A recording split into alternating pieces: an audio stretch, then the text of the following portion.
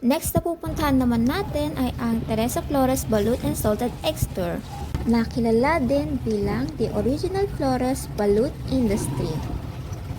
Kaso nga lang nagkaligaw-ligaw ang ating mga ka-member, kaya a little historical background muna. Kilala ang Pateros sa pagiging industriya ng balut at pato. Nagmula sa mga mangangalakal ng mga Tsino na naninirahan dito sa Pilipinas na kalaunan ay nag-contribute sa pagde-develop ng industriya ng balut pati na rin ng alfombra na isang uri ng tsinelas. Ang pangalan ng Pateros ay nagmula sa mga pinagsamang salita na pato, salitang Espanyol na nangangahulugang itik o bibe, at sa pateros na tumutukoy sa mga manggagawa ng sapatos o to be more specific, alfombra slippers, dalawang pangunahing industriya na nagbuo sa pateros noon. Alam niyo ba na mula pa noong early 20th century, naging pangunahing kabuhayan dito sa Pateros ang pagpapalaki ng itik at paggawa ng balut? Kaya nga ito tinaguri ang balut capital ng Pilipinas. Matubig at malapit sa ilog ang ilang bahagi ng Pateros dati, kaya naman mainam itong lugar sa pag-aalaga ng bibe. Pero sa kasalukuyan, ayon sa UP sa halalan noong 2023, medyo bumaba na ang tradisyon ng pagpapalaki ng itik dahil sa urbanisasyon, polusyon sa Pateros River at kakulangan ng space sa farm. Pero buhay pa rin ang kultura at ekonomiya ng itik ng balut dahil sa mga nagtitinda, lokal na tradisyon at efforts ng mga taga-Pateros para mapanatili ito. Sunod naman, pumunta kami sa isa sa pinakasikat na paggawaan ng balut dito sa Pateros, ang The Original Flores Balut Industry, na matatagpuan dito sa P. Rosales Street.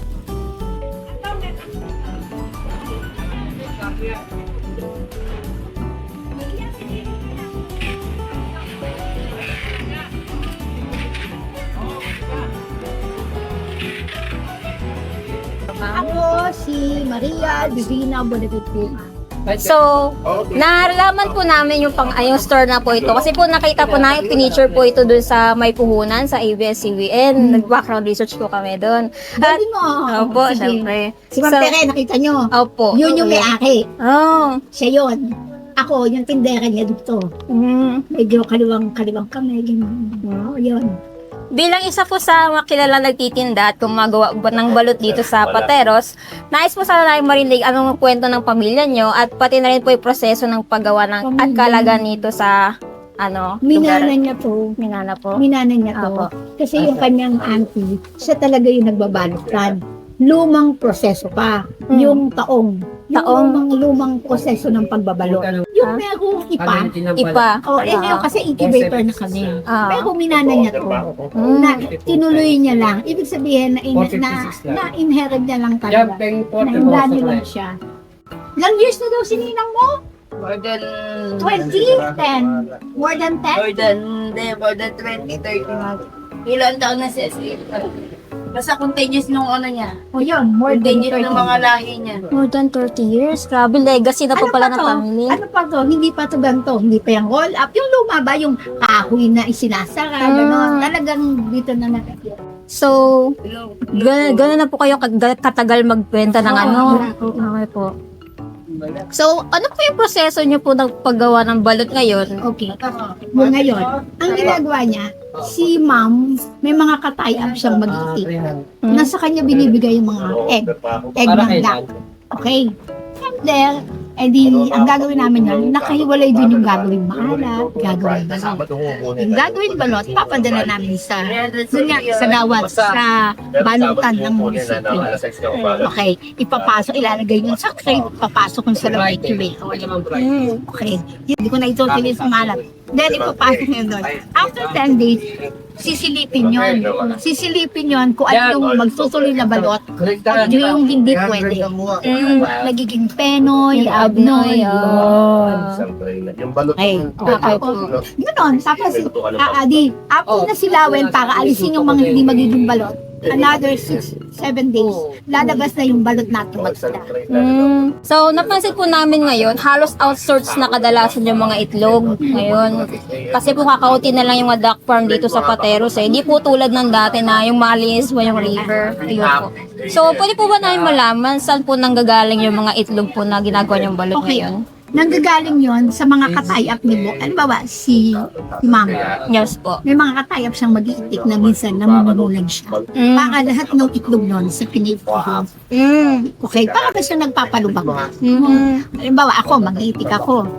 Boss, baka po pwede ako makahiram pang, yan ang pang kain, yung pagkain ko. So, lahat ng egg nung magiging dakot, sa kanya ko ibigay para makabayad ako kahit ako.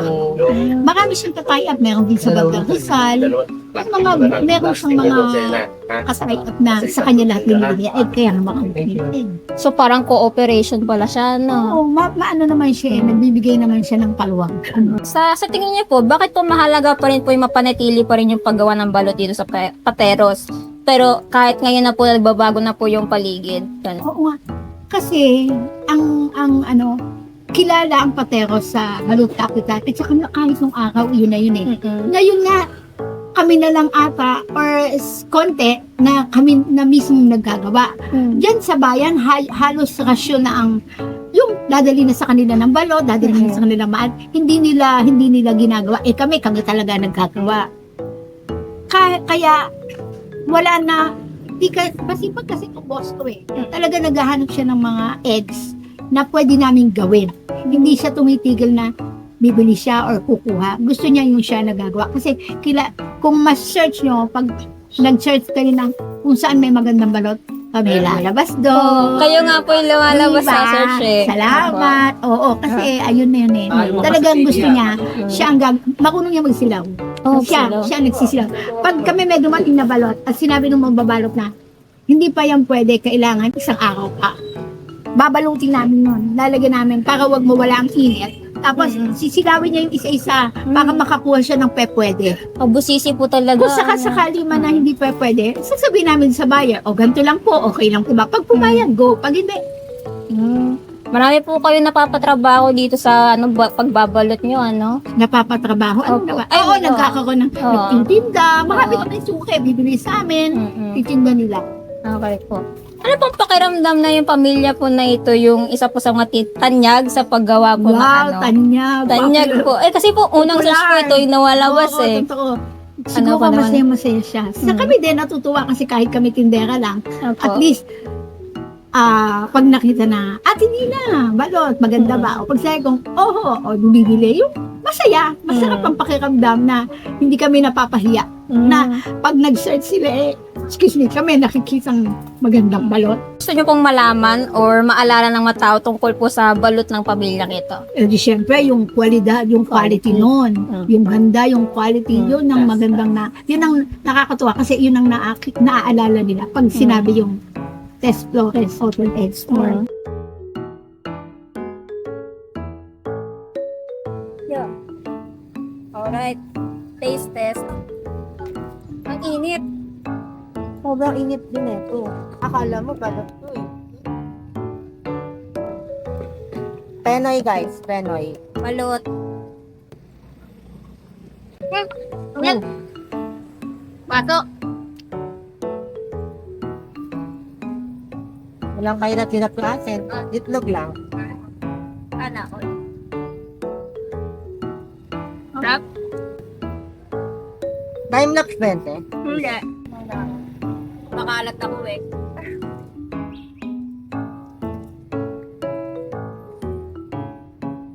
Ayoko kumakain na wala pa ako nakisubo.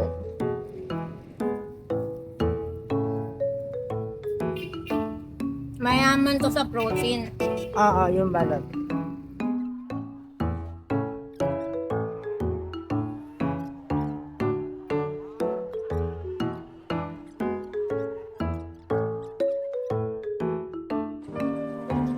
Siyempre, pagkatapos namin mag-food trip at bumili ng mga pasalubong at abubot, naglakad-lakad muna kami upang matunawan.